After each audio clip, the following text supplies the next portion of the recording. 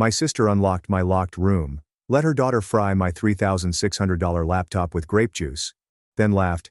Accidents happen. I replied, then pay me, now. My sister laughed at me when I demanded payment after her kid broke my laptop.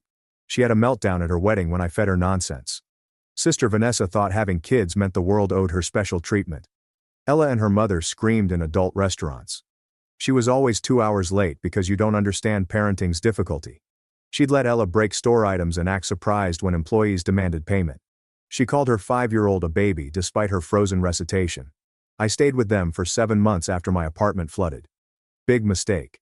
Vanessa offered free childcare and an ATM, but I needed to save. Loved niece despite mother's parenting. My laptop and other belongings were locked in my room. My $3,600 gaming laptop was customized. It was freelance video editing. I made money that way. Vanessa knew. For pyramid scheme presentations, she requested multiple loans. I always declined. Sunday, I made coffee in the kitchen. Ella played with blocks while Vanessa checked her phone on the couch. I heard my door open. Weird. It was always locked. Vanessa probably obtained the spare key from the drawer. Ella took my laptop. Open, powered. She held a leaking juice box in her other hand. Put that down, Ella. I approached her. Vanessa kept checking her phone. She's fine. She only wants cartoons. Ella pressed laptop buttons randomly on the floor. Juice box tipped. Purple liquid splattered the keyboard. The screen flickered and died. The room smelled like fried electronics.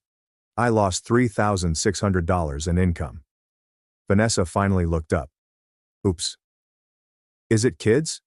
This is why I stopped buying nice things. You learn. She chuckled. Requested her payment. She laughed at me, said accidents happen and said I shouldn't have left it in my locked room that Ella had to unlock. I left that week, stayed with a friend, and lost 4 clients to project delays. Vanessa offered nothing. The Vanessa thing. Her wedding was 5 months away. Third wedding, big show. She planned a year ahead. The dress alone cost $7,200. She kept discussing it.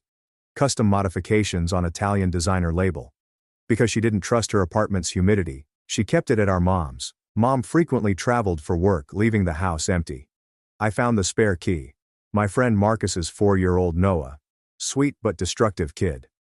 Marcus laughed that Noah might find mud in a clean room. I offered to watch Noah Saturday. Marcus and I went to the park. Mom's house was our destination. Uniquely bagged, the dress was in the guest room closet. I carefully unzipped and placed it on the bed. Elegant pearls and lace. I had chocolate milk, grape juice, McDonald's ketchup, and morning finger paints. I asked Noah to draw. Noah enjoyed his 35 minutes. His purple handprints covered the bodice. The train's chocolate milk made abstract patterns. The ketchup veil designs were intriguing. He personalized with a pocket marker. We finished, and I returned the dress as found. Cleared our tracks. Noah returned to Marcus exhausted and happy from the park. Vanessa had one last dress fitting 3 weeks before the wedding. Mom arrived as I fixed her garage door. Incredible upstairs scream. The ruined dress made her cry. How did this happen? Mom asked. The home was locked. Undiscovered break-in, preservation bag sealed dress. Must be moths, I said. Vanessa cried over moths' lack of finger paint. I shrugged. Maybe neighborhood kids broke in. Kids get into everything. She stared at me. She knew, but how to prove? Nothing. She bought a department store dress last minute. It was fine, but not her dream dress. At the reception, I praised her new dress. Very nice, I said. Plain but nice. This is why I no longer buy expensive things. You learn. Vanessa shouted at me during toasts that I destroyed her dress as a psychopath. All were appalled by her. My knuckles turned white against the black leather as I gripped the steering wheel too hard, shaking hands. Vanessa's face kept coming to mind as I drove past yellow streetlights on the highway. Everyone stared as she screamed psychopath into the microphone. She was still yelling and pointing at me when Daniel's groomsmen pulled her from the DJ booth. I wanted satisfaction and vindication. My chest buzzed like I'd drunk too much coffee on an empty stomach. My cup holder phone screen is dark. I could call someone. Marcus would probably laugh, but I kept my hand on the wheel and the phone quiet. After unlocking my apartment 25 minutes later, I grabbed the whiskey. Poured 3 fingers into a glass unmeasured. Long drink, then another. I rewatched everything on my dark couch. Response from Vanessa at reception. How I smiled and complimented her plain department store dress. That's why I don't invest in expensive things anymore. Learn. She knew, using her own words against her. Her eyes showed it. She survived dinner, first dances and mother-in-law's toast. Something broke in open mic. She grabbed the microphone from a cousin telling a boring story and screamed about betrayal, her destroyed dress, and me breaking into houses as a psychopath. Daniel's mother, Margaret, looked like she wanted to fall through the floor. While Vanessa shook him off, Daniel paled to calm her. Finally, the groomsmen took her outside. I slipped out 12 minutes later as everyone whispered and checked their phones. My phone kept flashing on the coffee table. Each text triggered a screen notification. Grabbed it. 19 messages. Scrolled through. My cousin Brianna asked what happened. Aunt Helen said I ruined Vanessa's special day and should be ashamed. Aunt Susan asked about my health. Uncle Frank's message came after 3 cousins I barely spoke to sent, "OMG, what was that about?" That was intense. I nearly laughed. Almost. Instead, I turned off the phone, threw it on the couch cushion, went to bed, and stared at the ceiling. As cars passed, street light changed my blind's shadows. I should have felt good. Vanessa got justice. Not paid for, my $3,600 laptop was destroyed and mocked. Now her dream wedding was ruined. Fair trade, but my chest was tight. My hands shook partially. Those shadows kept me up all night. Morning arrived regardless of my wishes. Open blinds let in gray light. I dragged myself up with stiff muscles from sleeping all night. My phone was off. Left it. In my small kitchen, the coffee maker gurgles and hisses. I saw my landline voicemail blinking while brewing. Only telemarketers and my mom called my landline. I pressed play. Mom's voice was controlled. That tone was her angry but not yelling tone. She demanded an immediate call. We needed to talk about our wedding. Please call after I received this message. Erasing it, I poured coffee, added cream and sugar and justified myself. Vanessa started. She broke into my locked room. Let Ella ruin my income. Made fun of me. None offered cash. She anticipated it. Whatever, coffee was bitter. 4 days. I barely met remaining project deadlines. After turning it back on, I avoided my silent phone. I ignored the family group chat that had exploded based on notifications. Someone rang my apartment door Tuesday afternoon, peeping through the hole. Mom. She knocked again, and I considered not answering. The door opens. Unasked, she sat on my couch and looked at me. Just watched. No yelling, no blame. That was worse. She directly asked if I ruined Vanessa's wedding dress. She spoke calmly. In fact, my seat was opposite hers. I told her Vanessa broke my $3,600 laptop first. Mom closed her eyes and fiddled with her temples like a migraine. After opening her eyes, she said the family was talking about nothing else. All relatives had opinions. Vanessa's marriage started poorly because Daniel's family thought we were crazy. His mother Margaret called twice to ask what kind of family she'd let him marry into. Daniel was hurt, embarrassed, and confused why his wedding reception was a Jerry Springer episode. How, when, and why did Mom ask about the dress? She gets the edited version. Totally ignored Marcus. Excluded Noah. Just allowed me into her house. Confined dress. Grabbed a chance. Mom asked how I entered. Reminded her of the spare key under the garden gnome. Vanessa and I learned about it years ago for emergencies. Use both hands to massage her face. After procrastinating, I checked business email that night. The laptop opened. I received an Ethan Caldwell email. My stomach dropped before clicking. A favorite client was Ethan. Regular work, good pay, $1,050 per month for company promo videos. 2 times I read the email. He ended our contract immediately. The incident was reported by mutual contacts. Such behavior made me uncomfortable working with someone. Keep his company's reputation. Wishing me well. The end. Monthly $1,050 gone. I closed the laptop, sat in the dark, did the math in my head, and lost 4 clients when my laptop crashed because word spread about the wedding, me, and what I did. I lost half my monthly income, Ethan. A week dragged. Every time I heard footsteps outside my apartment, I jumped. Actively checked my mailbox. A certified letter arrived Thursday afternoon. My signature. Mailman handed it over after seeing me sign. Returning upstairs slowly, I opened it in my apartment. Lawyer's letterhead for Vanessa Harper. My hands shook again while reading. No lawsuit. Not yet. Just a letter saying Vanessa had proof I broke in and destroyed property. She considered lawsuits. Lawyers wanted to discuss resolution options before proceeding. We had a phone, email, and deadline. 3 weeks. Like swallowing ice. She would not relinquish this. She wasn't. I ruined her $7,200 dress and wedding. She knew I did it. Apparently, she had proof.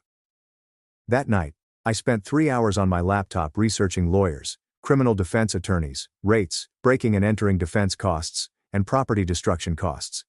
Every website made me anxious. Expert lawyers are expensive, very expensive. Badly broke. 4 clients lost thousands from laptop damage.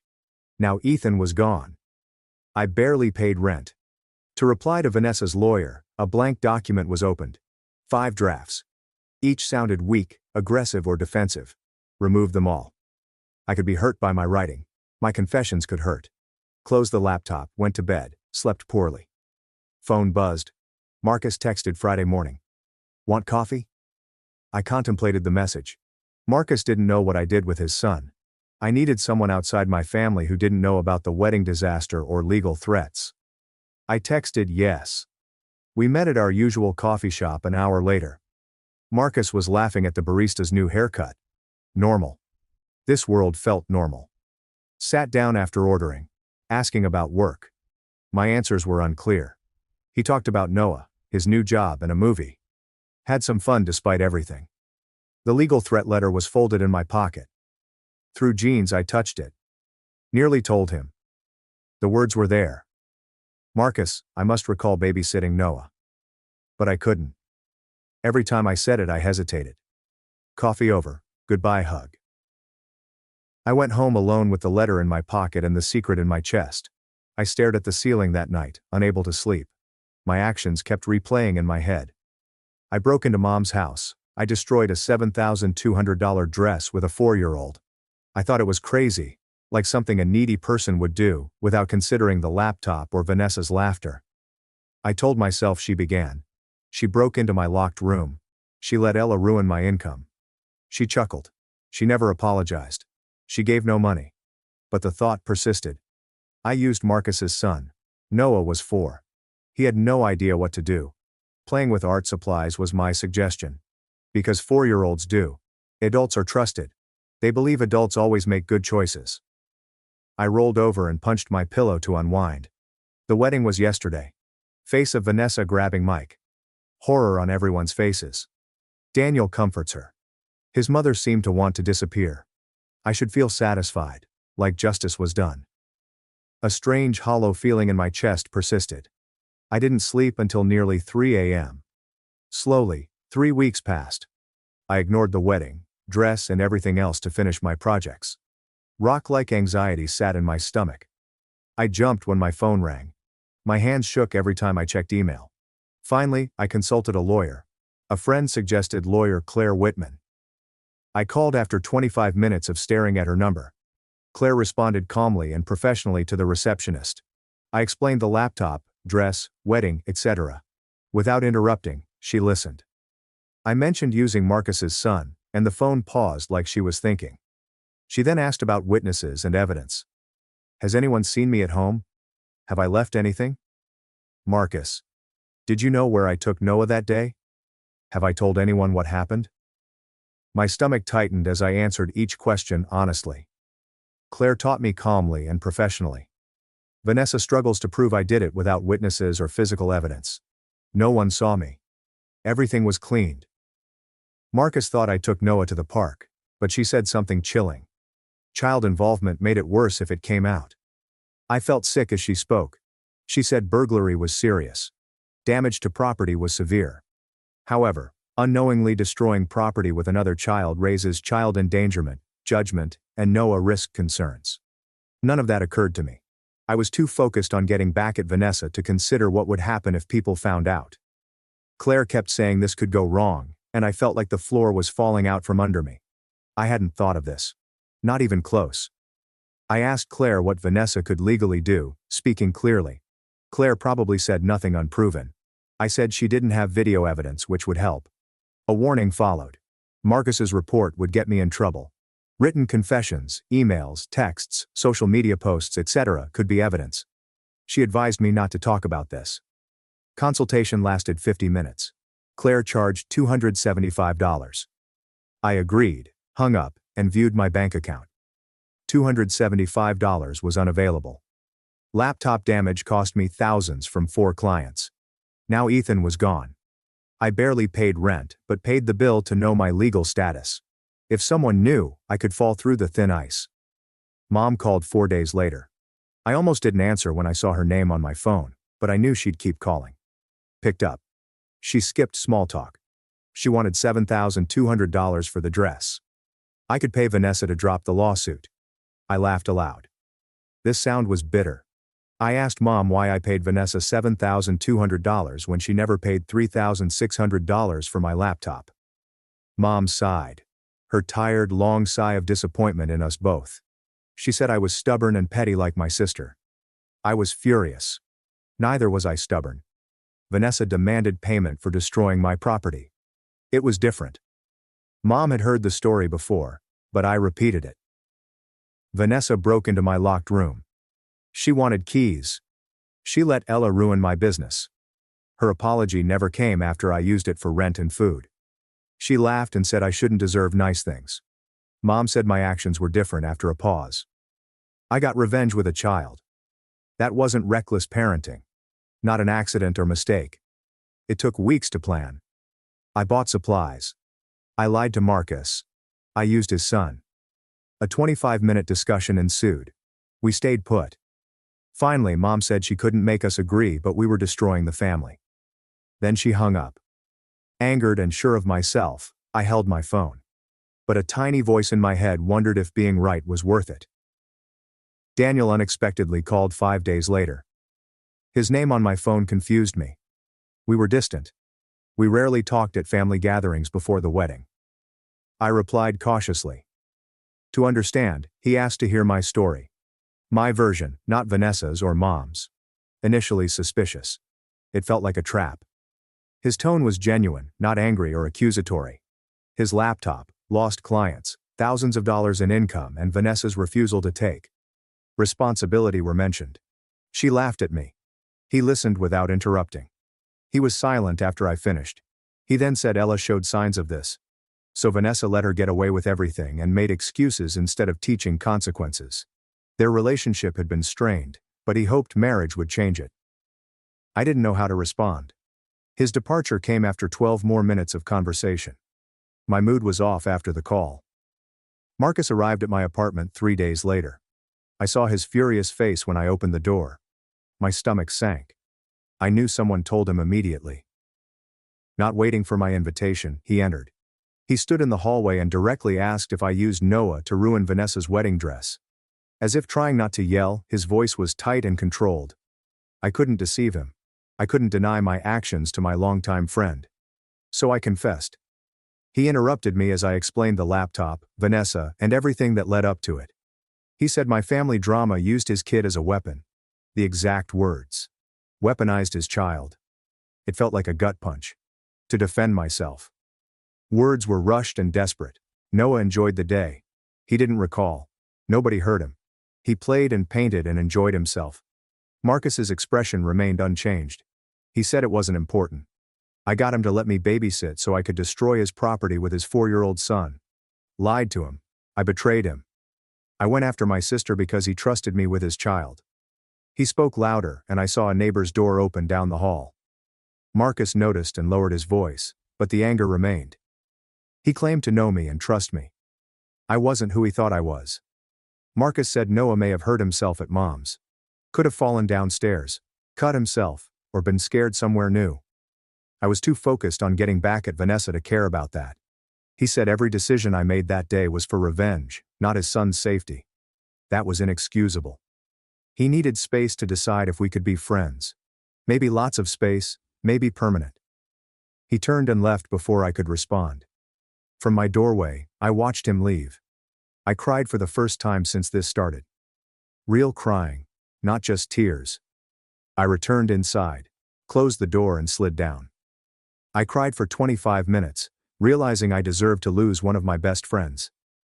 I looked up Claire's number on my phone. Dialing made my hands shake. On the second ring, she answered calmly and professionally. Marcus knew everything, I told her. They spoke quickly and sloppy. She asked if I thought he'd call police or child services. I said no, but I wasn't sure. Marcus was furious, so anything was possible. Claire sounded serious. She advised me not to tell anyone. Avoid texting about it. Avoid discussing it. Avoid writing about what I did. Any of my writings could be used in court, she said. I promised not, and hung up feeling worse. I couldn't sleep that night. I distracted myself by scrolling social media on my phone. I saw Vanessa's post then. She didn't need to use my name. Betrayed family loyalty and people who smile while stabbing you in the back were the topics of the post. Because they're miserable, some people will ruin your happiness.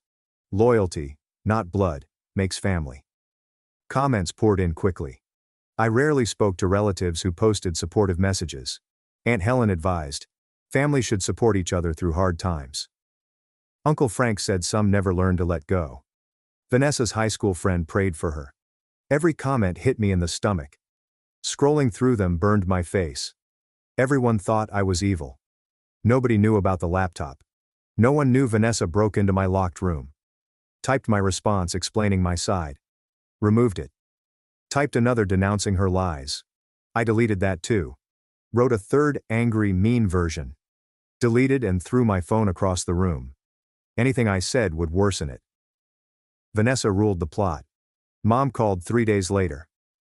Her tone indicated this wasn't a request. She said Sunday was our family meeting at her house. Vanessa and I had to go. Trying to refuse. I told her I had work to cover. Mom interrupted me with her non-negotiable voice, one that made arguing pointless. She said we had to resolve this as adults whether we liked it or not because it had gone on long enough. Daniel would attend.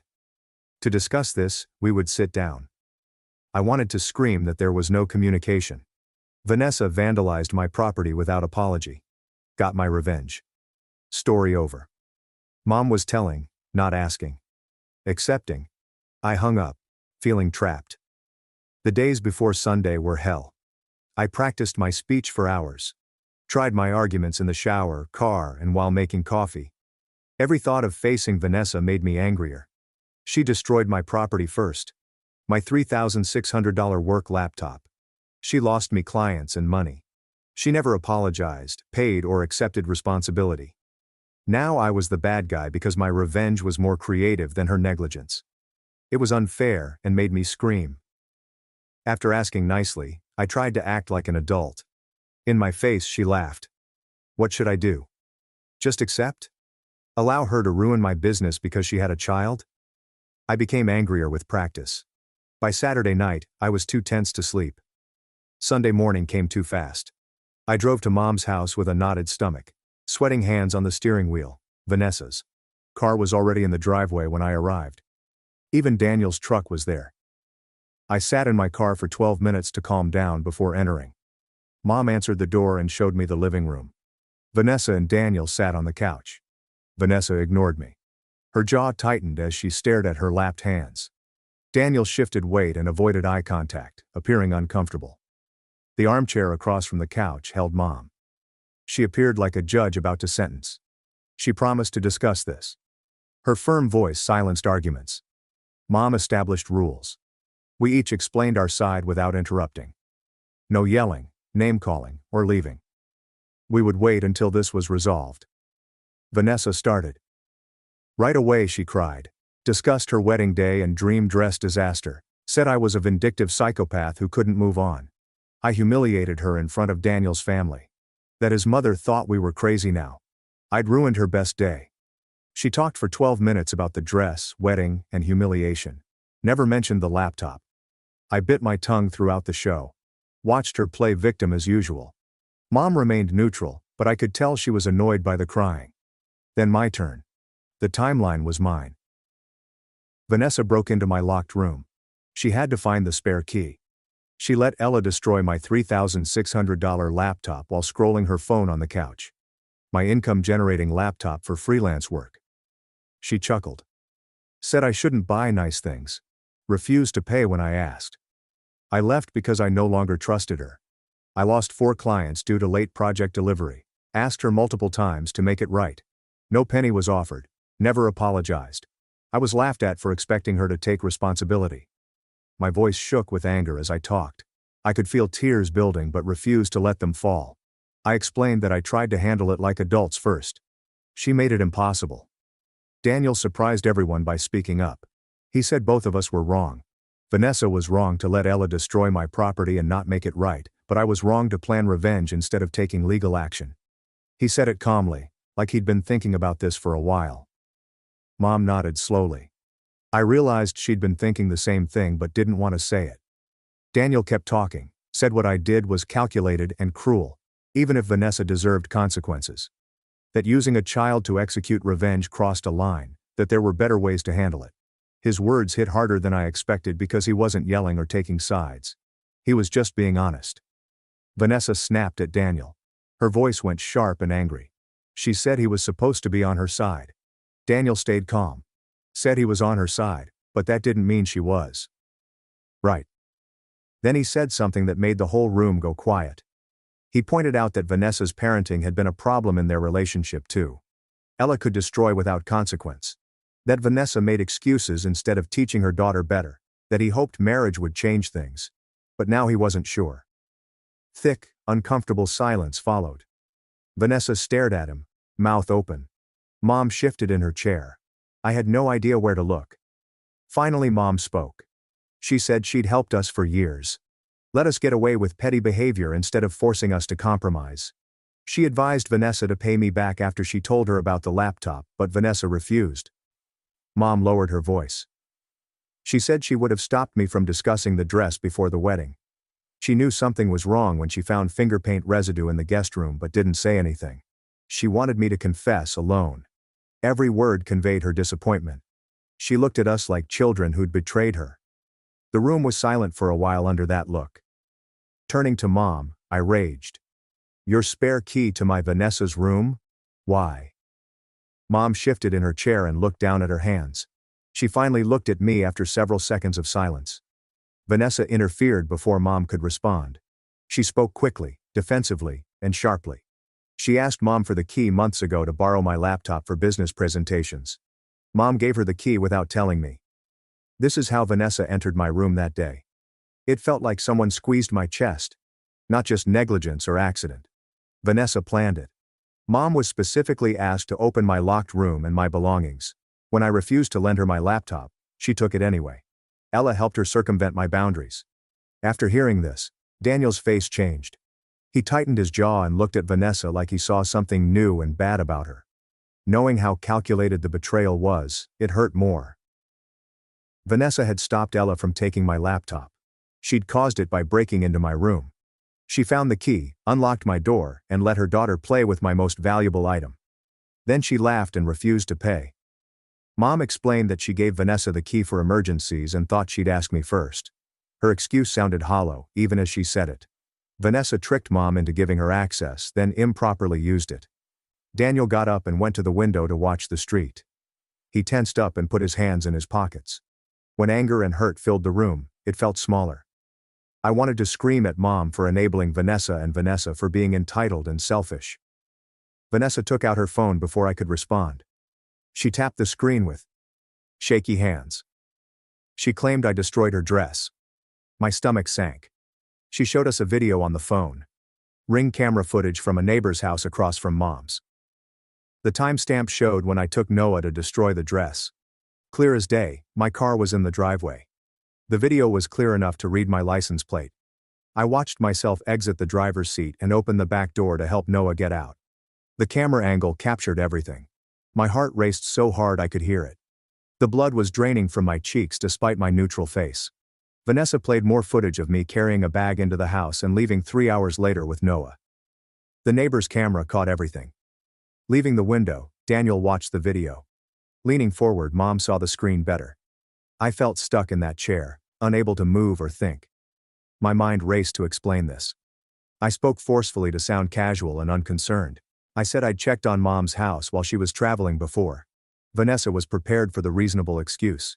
She said the neighbor's camera caught me with a child and leaving 3 hours later. There was no innocent reason to bring Marcus's son to an empty house. Why would I need a 4-year-old? Mom's expression changed when she saw me.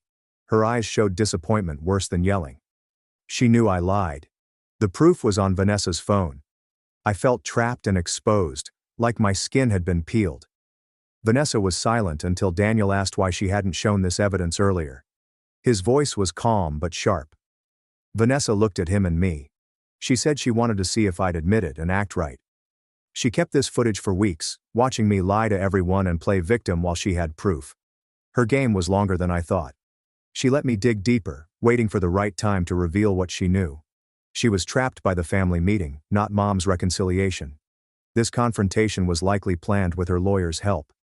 When she asked if I broke the dress, Mom spoke quietly but firmly. I stared at her, and then at the phone showing my car in the driveway. Lying was no longer possible, not with the video evidence nearby. The words felt dragged from me. I confessed. Yes, I used Marcus's son. The room erupted. Vanessa shouted that I was a psychopath and she was right. Daniel's mouth opened in shock.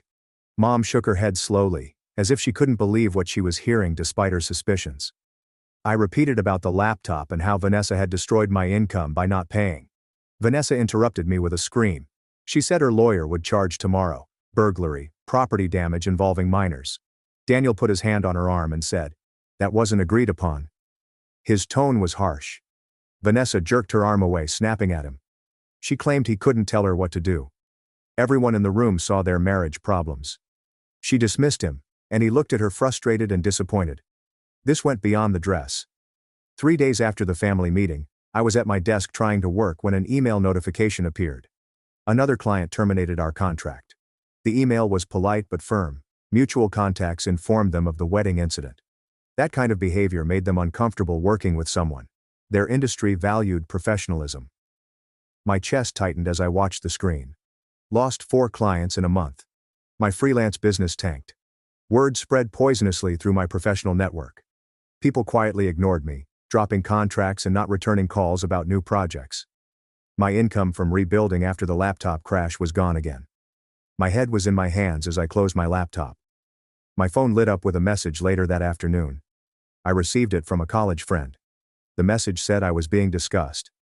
The story about a child destroying the wedding dress spread.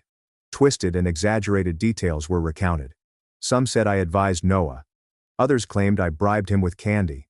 The story made me sound like a monster who'd corrupted a child for revenge. I lost my social standing quickly. My longtime friends wondered what I was like. Marcus's name appeared on my phone with a text the next morning.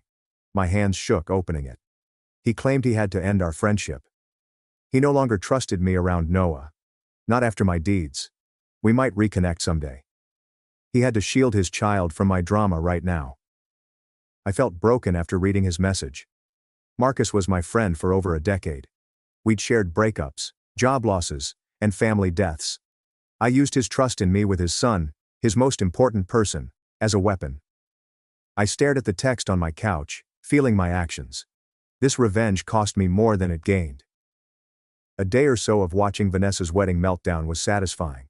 I lost clients, friends, money, and respect. Vanessa hadn't paid me for the laptop, and I may have to pay her $7,200 for the dress and legal fees. I didn't feel better after seeing at the family meeting that Daniel would leave her. I'd destroyed a friendship, my career, and shown everyone I was as petty and vindictive as Vanessa. I planned it and used an innocent kid so it could be worse. Retribution that seemed justified felt hollow and stupid now.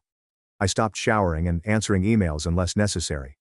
My apartment became a disaster zone with takeout containers everywhere and dirty clothes in corners. I browsed social media on my couch, reading wedding posts and Vanessa's meltdown comments. Some defended her, saying I did something terrible to cause that reaction.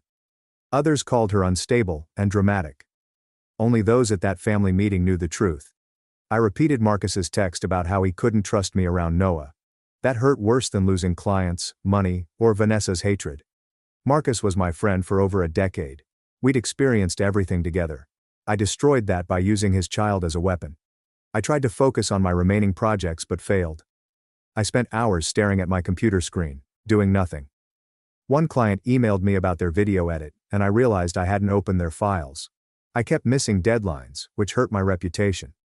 The apartment felt smaller every day, like walls were closing in. My midnight pizza was cold for breakfast, wearing the same sweatpants for 5 days. I ignored notifications that lit up my phone. Mom called twice. My stomach dropped when Vanessa's name appeared, but I let it go to voicemail. I ignored the message. Claire's name appeared on my screen one afternoon while watching trash TV on the couch. Something compelled me to answer. I lied and said fine when she asked how I was. Her tone didn't imply belief. Her question was my worst nightmare.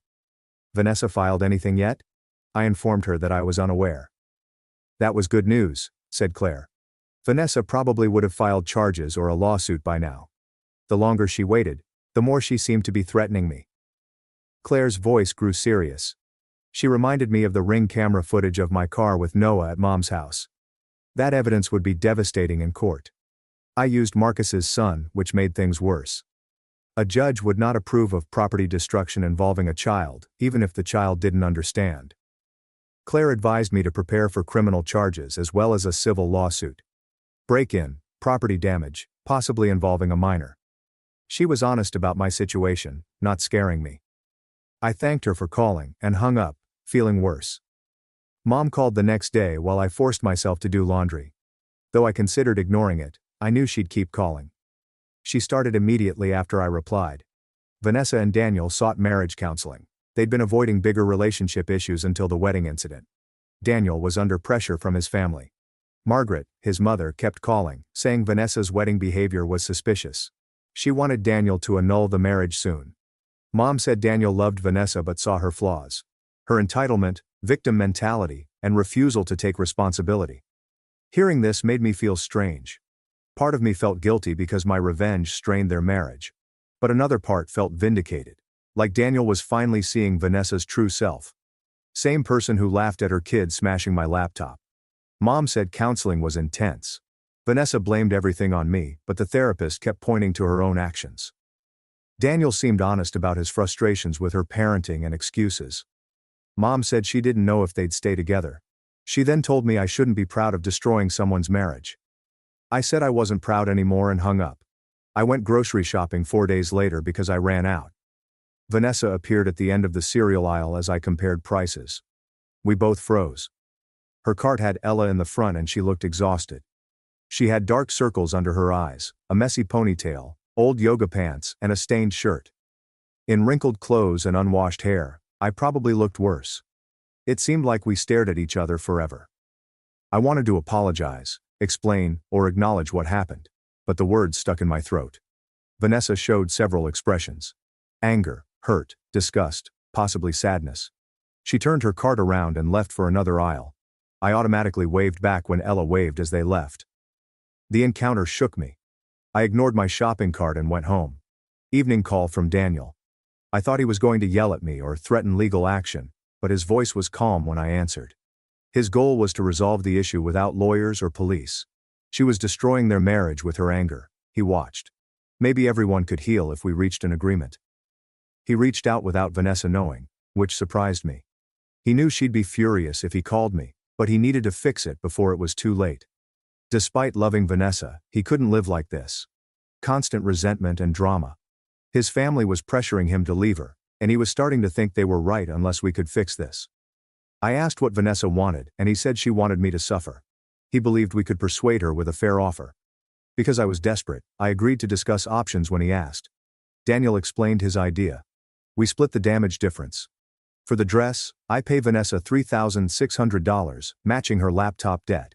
Call it even. He knew neither of us got perfect justice. Still no laptop and $3,600. It would cost Vanessa $3,600 and her dream dress.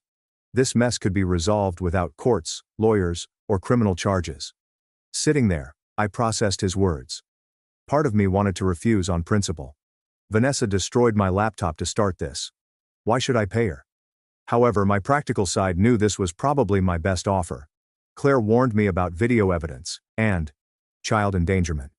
I could face criminal charges and pay more than $3,600 in legal fees if this went to court. I informed Daniel that I lacked $3,600. I lost clients and income due to this situation. My business was barely surviving. After some silence, he offered to lend me the money interest-free. I could pay him what I could afford each month. He wanted to resolve this before his marriage ended. He told me he was doing that to save his relationship and sanity. He'd pay $3,600 for peace. I told Daniel I needed to think and consult my lawyer. His reply was fair, but don't take too long. Vanessa grew angrier and more determined every day. A deal needed to happen soon. I called Claire after hanging up to explain Daniel's proposal. After listening and asking questions, she gave me her opinion. Given Vanessa's video evidence, it was a good deal. I could pay more than $3,600 in court. Legal fees on both sides could total thousands.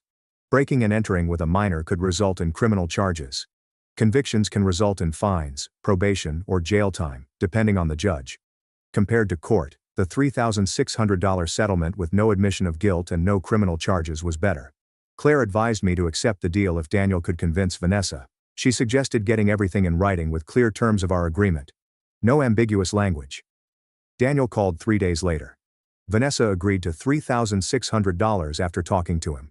Still, she had one more condition. I publicly apologized for ruining her wedding. Hearing that tensed my body. A public apology meant admitting she started it all, and I was wrong. It felt like letting her win and making me the villain. Daniel sighed when I said I couldn't. He anticipated that response. We debated. He tried to convince me that an apology would make Vanessa feel justified. I claimed she never apologized for destroying my laptop. Why should I apologize when she started it? Daniel compromised. A personal apology to Vanessa and him. No social media. No family announcement. Just us three in a room. I regret ruining her wedding and dress. She accepted $3,600 and dropped lawsuits. I thought while sitting. A private apology was best. I may have to swallow my pride to end this nightmare. I promised Daniel a private apology. Next morning Mom called. After Daniel mentioned the deal, she was relieved we might resolve this. She bombed. My true activities were known from the start. Finger paint remained in the guest room a week after the dress was destroyed. A tiny purple stain on the carpet was missed by the cleaner. She immediately recognized what had happened. She said she wanted me to confess when I asked why she didn't say anything. She wanted me to admit my error. She was upset I lied at the family meeting, but she didn't tell. She wanted me to lead. Mom knew everything and saw me lie to everyone. She endured that awful family meeting knowing what I did. She said she hadn't told anyone else. She said she was glad I finally made things right, even though Daniel pushed me. I felt 2 inches tall after calling Mom. She found finger paint early on. I lied throughout that family meeting. I had trouble breathing due to her disappointment. I circled my apartment for an hour, replaying every lie and denial of guilt. I lied every time Mom gave me chances to confess. No one was protected from the fallout, she said. Vanessa and I paid. She spoke calmly but coldly. She said that when disappointed, not angry. Anger was manageable. I felt disappointment like an unresolved ache. I felt like I'd failed her forever. Daniel called 3 days later to meet at Mom's. Just me, Vanessa, him, and Mom. On Sunday at 2. He spoke professionally, like he was scheduling a business meeting, not a family argument. What could I do but agree? Lawyers, court, and criminal charges were options. My hands sweated as I parked 12 minutes early in Mom's driveway. Vanessa and Daniel entered. I saw them silently sitting on the couch through the living room window. The atmosphere hit me when I entered. Creeping, uncomfortable silence. Mom positioned the armchair opposite the couch. I sat. Vanessa ignored me. She admired the coffee table like nothing else. Daniel carried printed documents with neat paragraphs and highlights. After clearing his throat, he explained his draft. An agreement. It would cost $3,600 in 10 months, $360 per month. Vanessa dropped legal threats. We'd talk only at family events, holidays, Mom's birthday, etc. When necessary, we'd be polite but distant. Daniel slid the papers across the coffee table to me. I held them and read with shaking hands. This agreement was complete. Daniel thought about the payment schedule, no contact agreement, and violations, possibly consulting a lawyer. The third page had a formal apology for involving a minor in property destruction, which made me uneasy. When written in black and white, it became real. Using Marcus's son, plan, execute. Bad words stared at me from the page. I felt sick reading them. I feel shame in my chest. But I knew I had to take responsibility. No hiding from it will make it go away. I clicked open a pen in my purse and signed my name at the bottom. My signature was shaky. Vanessa signed quickly and angrily, bending forward. Still, she ignored me. Daniel stored the papers in a folder. Cleared my throat. The apology had to happen now while we were together. Not doing it now would make it worse. I wrote concisely without explanations. I apologized for destroying her dress, ruining her wedding day, planning and executing revenge instead of acting like an adult, and using Marcus's son in my revenge plan without his father's knowledge or consent. For the worst betrayal of Marcus's trust. My voice broke at the end. Vanessa nodded stiffly but didn't speak. She clenched her jaw and hands in her lap. Daniel praised me for making amends. His relieved voice was genuine. Mom looked at me from her chair, and I thought she was pleased but sad. She was glad we were finally acting like adults and that it was over. However, I knew it was not over. It would take 10 months to pay. My friendship with Marcus may never recover. Changes in family dynamics felt permanent. In the following month, I rebuilt my business. I emailed former clients professionally to say I'd resolved some personal issues and was available for projects again. Some didn't answer, others were polite but unemployed. But some gave me a chance. Start with wedding video edits and local business promotions. I worked hard to perfect them. Delivered early, exceeded expectations, requested feedback, and implemented immediately. Patiently, referrals began. A happy client told another. A friend of that client needed video work. The friend's business partner needed reliability. The process was slow, painful, and frustrating, but my calendar filled up again. Not as much as before, but enough to get me by while paying Daniel monthly. Late nights and weekends, I took any project to rebuild my professional reputation one video at a time. One night, I wrote Marcus a letter. Handwritten letter on paper, not an email. I told him about Vanessa and the legal settlement, that I'd taken responsibility and was making restitution, and that I understood why he cut me off and didn't blame him. I regret betraying his trust, using Noah, and prioritizing my revenge over his son's well-being and our friendship. I didn't seek forgiveness or friendship, never begged him to reconsider. I acknowledged and respected his choice. Before doubting myself, I sealed and mailed the letter. No response after 4 days, a week, 3 weeks. I kept checking my phone for a text or call that never came. I stopped checking. Accepted our friendship may end permanently. No amount of apologizing or making amends can fix some damage. Vanessa and I kept our no-contact agreement. We both felt relieved. Stop forced interactions. Stop pretending everything was fine at family gatherings. We avoided each other outside of required events. Mom's birthday dinner was 4 months after settlement. I was punctual, brought a gift, and stayed on my side. Vanessa followed suit. We were civil, passed dinner dishes and said please and thank you, but we didn't talk or make eye contact. Daniel appeared happier and calmer than at the settlement meeting. He joked with family, held Vanessa's hand during dessert. Mom later said that their marriage counseling was going well and that resolving the wedding drama had helped them focus on their relationship. I felt distantly happy for them. Glad this mess yielded something good. Daniel received $360 monthly via an electronic payment app on the 15th. He always sent brief thank you texts within hours. Thanks were sometimes received. Appreciated sometimes. Nothing personal or warm, just professional and courteous. The setup worked. Slowly I was digging myself out of the financial hole this situation had created. My clientele grew. After establishing steady work, I raised my rates slightly. Started choosing projects carefully, prioritizing quality over quantity, protecting my professional reputation, monitoring my social media, thinking before acting, and painfully and slowly learning to resolve conflicts without violence. On a Saturday morning 8 months after the wedding, I sat in my apartment and assessed my situation. I was better than before. My business recovered. I paid on time. Our relationship was healing as Mom and I talked again. Marcus was probably gone forever.